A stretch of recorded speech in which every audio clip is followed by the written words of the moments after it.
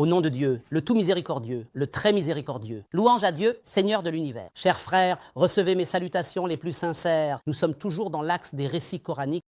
Et après avoir terminé l'introduction, nous avons abordé un exemple de ces récits, la rencontre du serviteur vertueux à qui Dieu a accordé sa miséricorde et enseigné une science venant de lui, et sa rencontre avec Moïse, paix sur lui, afin de lui enseigner une part de ce qu'il a appris pour le guider sur la voie droite.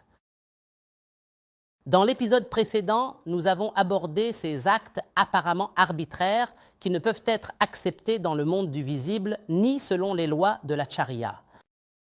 Et comment Moïse, paix sur lui, exprimait ses objections à chaque fois jusqu'à ce qu'à la troisième étape, la séparation ait eu lieu. Moïse s'est lui-même condamné à la séparation. Ceci est la séparation entre toi et moi. C'est ici que la divergence s'est produite et il était alors nécessaire que le destin qui s'exprimait justifie ou explique à Moïse, paix sur lui, la nature de ces actes apparemment arbitraires auxquels il s'était opposé. Et si Moïse avait fait preuve de plus de patience, le destin qui parlait aurait continué à expliquer les manifestations du destin dans la vie. C'est-à-dire, mes amis, si Moïse avait été plus patient, ce destin qui parlait nous aurait procuré un immense plaisir. Il aurait fini par nous expliquer toute notre vie. Pour l'instant, il n'y a que 3 étapes. Si Moïse avait fait preuve de plus de patience, il y aurait eu davantage d'actions à découvrir. Mais il n'y a eu que 3 événements. Il dit, quant au bateau, le premier événement, il appartenait à des pauvres gens qui travaillaient en mer. Il y a ici une question qui vient souvent des athées. Comment des pauvres peuvent-ils posséder un bateau? C'est une question logique, mes amis. Comment des gens pauvres peuvent-ils avoir un bateau? Personnellement, je ne suis pas à l'aise avec cette remarque et je préfère me fier à la lecture du verset. Quant au bateau, il appartenait à des pauvres gens qui travaillaient en mer. Ils n'en étaient que les locataires, ce n'était pas vraiment à eux. Parce que le concept de pauvre dans le Saint-Coran est différent de notre perception erronée de la différence entre le pauvre et le nécessiteux. Si l'on se réfère à ce qui nous est parvenu dans la jurisprudence, il existe des explications très complexes pour définir le pauvre et le nécessiteux. Je ne sais pas, l'un serait celui qui possède de quoi subvenir à ses besoins pour une journée, l'autre pour une année. Et parfois, c'est l'inverse. Le pauvre aurait de quoi vivre une année et le nécessiteux seulement de quoi vivre une journée. Qu'est-ce que c'est que ça? Est-ce vraiment une différence? Quelle est la différence entre le pauvre et le nécessiteux? Le pauvre, c'est celui qui se trouve en dessous du seuil des besoins essentiels pour mener une vie décente. Ce pauvre-là représente le minimum vital pour subsister, les nécessités de la vie. Celui qui tombe en dessous de ce seuil est le pauvre.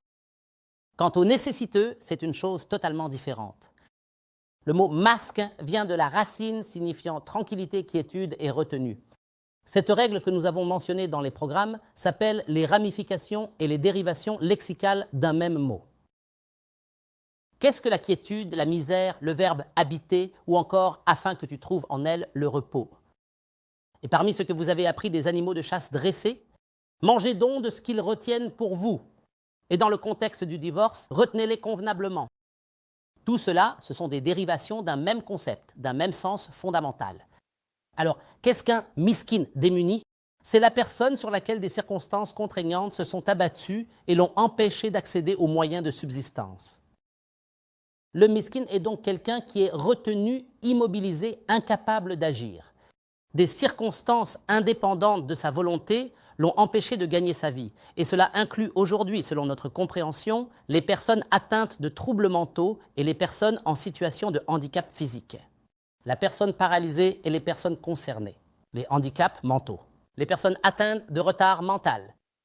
Cela inclut également les personnes souffrant de maladies chroniques, comme celles ayant une valve cardiaque ou des problèmes de santé graves. C'est-à-dire quelqu'un qui ne peut pas travailler à cause de circonstances contraignantes qui se sont imposées à lui sans qu'il en soit responsable. Voilà ce qu'est le miskin. C'est pourquoi le Coran a insisté sur le fait de le nourrir à plus de 12 reprises. Alors que pour le pauvre, il n'a été mentionné qu'une seule fois dans les catégories de bénéficiaires de l'aumône. En vérité, les aumônes sont destinées aux pauvres et aux nécessiteux et toutes les compensations et expiations reviennent aux miskines. La question n'est pas simple.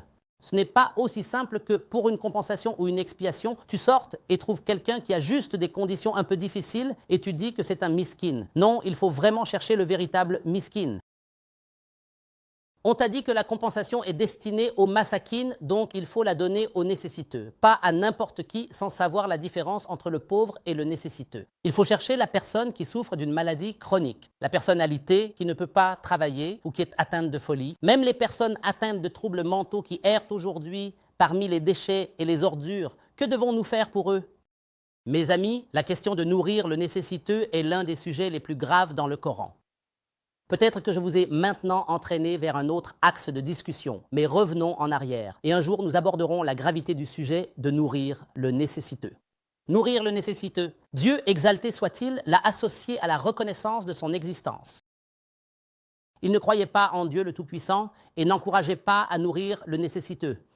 Que faisons-nous des personnes atteintes de troubles mentaux qui errent dans les rues? Nous contentons-nous simplement de dire en les voyant: louange à Dieu qui nous a épargnés de ce dont il a éprouvé beaucoup d'autres. Mais qu'as-tu fait pour lui? Qu'est-ce que l'État lui a offert? Qu'est-ce que toi, tu lui offres? N'est-il pas un être humain comme toi, dont les circonstances l'ont conduit à cette situation et qui a été déchargé de la responsabilité en raison de la perte de sa raison? Croyez-moi, un pays, un système politique, une nation qui ne se soucie pas de ces personnes ne pourra jamais se relever. Quant au bateau, il appartenait à des pauvres, qui n'étaient pas vraiment pauvres, mais plutôt des ouvriers travaillant en mer. J'ai donc voulu l'endommager. Je voulais m'arrêter prudemment aux mots que je voulais. Ici, le destin ou le serviteur vertueux attribue la volonté à lui-même. Il n'a pas dit « Dieu a voulu » ni « Nous avons voulu ». Observons comment cette volonté diffère dans les trois situations. J'ai donc voulu l'endommager, car il y avait derrière eux un roi qui s'emparait de tout bateau de force. Il y avait derrière eux un roi qui s'emparait de tout bateau de force. Maintenant, Moïse a compris la sagesse derrière cet acte. Imaginez que ces pauvres gens, après que cet homme les ait quittés, se retrouvent dans la confusion avec leur bateau endommagé et peut-être n'ont-ils même pas de quoi le réparer. Et ils n'en savent rien. Peu de temps après, le roi usurpateur arrive avec ses chevaux, son arrogance, ses armes et ses soldats, et il s'empare de tous les bateaux en bon état. Mais lorsqu'il arrive au bateau de ces pauvres gens, il le laisse. Et là, tout de suite, la vérité éclate au grand jour. C'est-à-dire qu'il ne reste plus personne avec eux. Ce sont eux qui travaillent, et les clients se comptent par milliers. Ils travaillent et gagnent de l'argent. Imaginez qu'après que le roi soit venu et confisqué tous les bateaux et ait laissé le leur, il se retrouve seul à travailler. Imaginez qu'à chaque prière, ils disent « Qu'Allah te récompense pour nous, ô homme, cet homme qui a percé notre bateau. » Ainsi, cette action qui semblait irréfléchie, jugée sur le court terme, s'est révélée être un acte sage. Les propriétaires du bateau le souhaitent désormais. S'il leur était arrivé dans des temps passés, dans des époques précédentes. Est-ce une miséricorde ou non? Donc tout cet acte est une miséricorde.